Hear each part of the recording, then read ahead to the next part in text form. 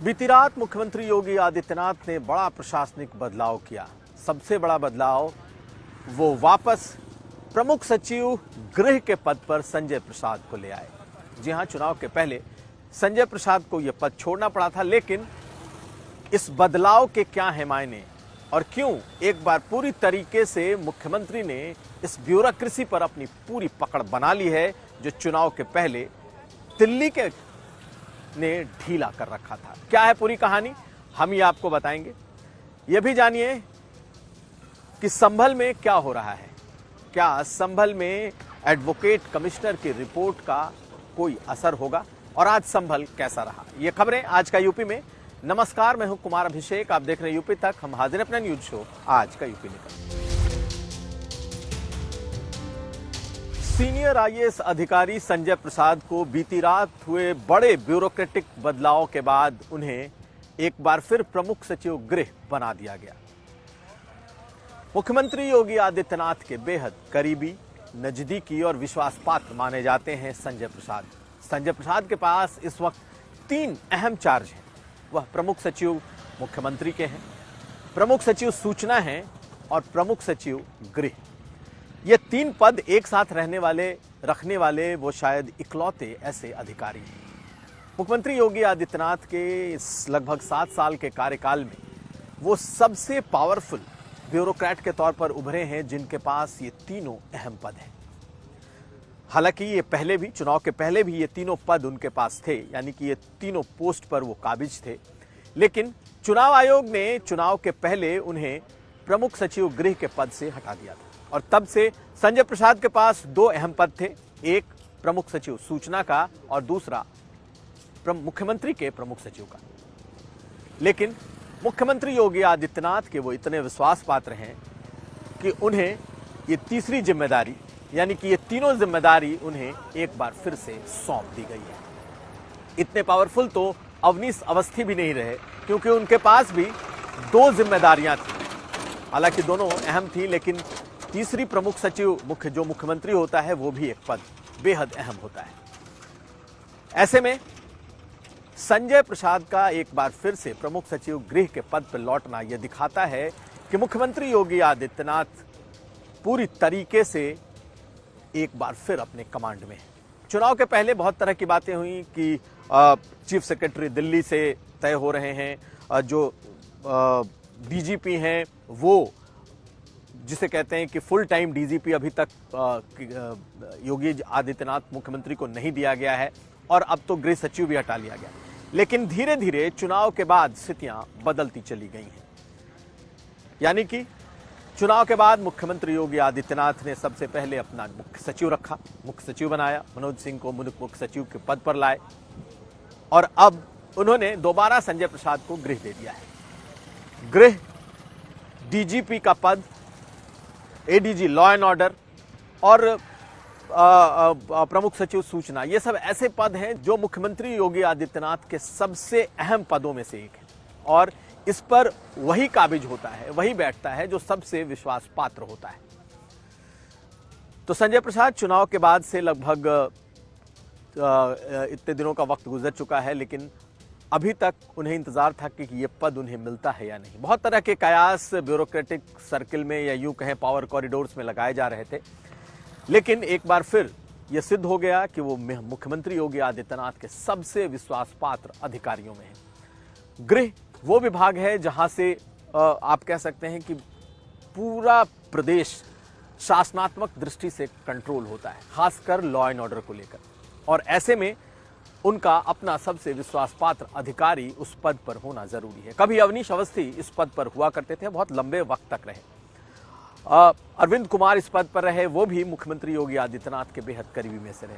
माना जाता है कि ये मुख्यमंत्री का ये ऐसा पद है जिसे जो मुख्यमंत्री का सबसे विश्वास पात्र व्यक्ति ही इस पद पे होता है। ऐसे में 3 प्रमुख सचिव के पद रखना ये अपने आप में एक बड़ी बात है और तीनों सबसे अहम पद। 1995 बैच के अधिकारी हैं संजय प्रसाद, मूल रूप से बिहार के रहने वाले हैं, लेकिन उन्होंने अपनी एक पैठ बनाई है। छवि साफ सुथरी और मुख्यमंत्री के बेहद करीबी और विश्वास पात्र की। ऐसे में अब देखना यह है कि एक बार फिर से प्रमुख सचिव गृह का पद लेने के बाद किस तरीके के जो बदलाव हैं वो दिखाई देते हैं। सिर्फ यही बदलाव नहीं हुए, अभी आपको याद होगा कि आशीष पटेल को लेकर एक हंगामा मचा हुआ है। बीती रात हुए तबादले में आशीष पटेल का जो विभाग है टेक्निकल शिक्षा प्रौद्योगिकी, उसके प्रमुख सचिव को भी बदल दिया गया है और नए प्रमुख सचिव नरेंद्र भूषण आए।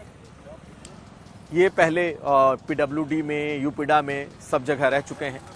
अब देखना यह है कि नए प्रमुख सचिव के साथ कैसी केमिस्ट्री आशीष पटेल की बनती है, क्योंकि आशीष पटेल ने एक तरीके से सरकार को अपने निशाने पर ले रखा है और आर पार की लड़ाई के मूड में है। ऐसे में उनके विभाग में प्रमुख सचिव का बदल जाना कहीं ना कहीं उनके लिए भी एक इशारा है, एक हिंट है। अब देखना है कि आने वाले वक्त में इस विभाग में जिसके वो मंत्री हैं किस तरीके के बदलाव दिखाई देते हैं और क्या सचमुच दोनों की केमिस्ट्री जम पाती है या नहीं। अब अगली खबर। अब बात करेंगे संभल की। संभल में बीती शाम एडवोकेट कमिश्नर ने अपनी सर्वे रिपोर्ट अदालत को बंद लिफाफे में सौंप दी, यानी कि सील्ड रिपोर्ट है जो कि अदालत को सौंप दी गई है। हालांकि उस रिपोर्ट में क्या लिखा गया है इसकी कुछ बातें बाहर जरूर आई हैं। इशारों में ये बात बता दी गई है कि ये कभी मंदिर हुआ करता था। ऐसी बात छन कर निकल कर सामने आ रही है। दरअसल इस रिपोर्ट में ये सामने आया है कि इसमें कई कमल के फूल बने हुए हैं। इसमें इसके भीतर एक कूप भी है, कुआं है, जिसका आधा हिस्सा बाहर है जो अब ढक दिया गया है और आधा हिस्सा अंदर है। इसके अलावा जो इसका गुंबद है उसके साथ छेड़छाड़ की गई है। यही नहीं, जो मुख्य दरवाजा है, मुख्य दरवाजे पे भी कई छेड़छाड़ किए गए हैं और ये सब बातें इस एडवोकेट कमिश्नर की रिपोर्ट में है। लगभग 5.5 घंटे की का वीडियो और 50 से ज्यादा इसके फोटोग्राफ्स हैं और ये रिपोर्ट, ये सर्वे रिपोर्ट पूरी हो चुकी है। दरअसल इस रिपोर्ट में जो कि लीक हुई है उसमें कुछ ऐसे प्रमाण बताए गए हैं जिसके जरिए ये आने वाले वक्त में इसे सिद्ध करने की कोशिश हो सकती है कि ये जो जामा मस्जिद है ये कभी मंदिर रहा होगा।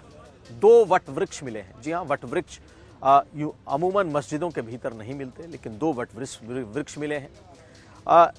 इसके अलावा कुआं मिला है और कई ऐसे स्थान हैं जहां पर छेड़छाड़ है। इसके अलावा इसके शिलालेख के बारे में भी जो बात कही गई है वो शिलालेख भी बताया ये जा रहा है कि यूं तो जो शिलालेख है वो उर्दू में मिला है, लेकिन ये भी मूल शिलालेख नहीं है, इसमें भी बदलाव है।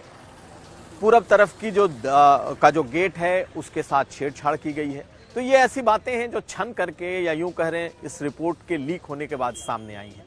खैर, फिलहाल इसकी सुनवाई पर रोक है, लेकिन सुप्रीम कोर्ट के आदेश के बाद कम से कम इस रिपोर्ट को सबमिट करने का जो एक दरवाजा खुला था, सर्वे कमिश्नर ने वो रिपोर्ट सबमिट कर दी है। आगे कहां तक ये मामला जाता है ये देखना होगा, लेकिन अब इस मस्जिद के ठीक सामने एक पुलिस चौकी बना दी गई है। रातों रात तकरीबन 7 दिनों में ये बड़ी पुलिस चौकी बनाकर तैयार कर दी गई और आज चूंकि जुमे का दिन था, शुक्रवार था, तो बड़ी तैयारी यहां पर पुलिस वालों की तरफ से थी कि किसी भी तरह की कोई अनहोनी ना हो। 3 प्लाटून पैरामिलिट्री के फोर्सेस लगाए गए थे और अब पुलिस वाले आने वाले दिनों में इस मस्जिद के सामने बने हुए बना हुआ जो पुलिस चौकी है उसमें बड़ी तादाद में दिखाई देंगे। तो ये था आज का यूपी। हम कल फिर हाजिर होंगे। आप हमें दीजिए इजाजत। देखते रहिए यूपी तक।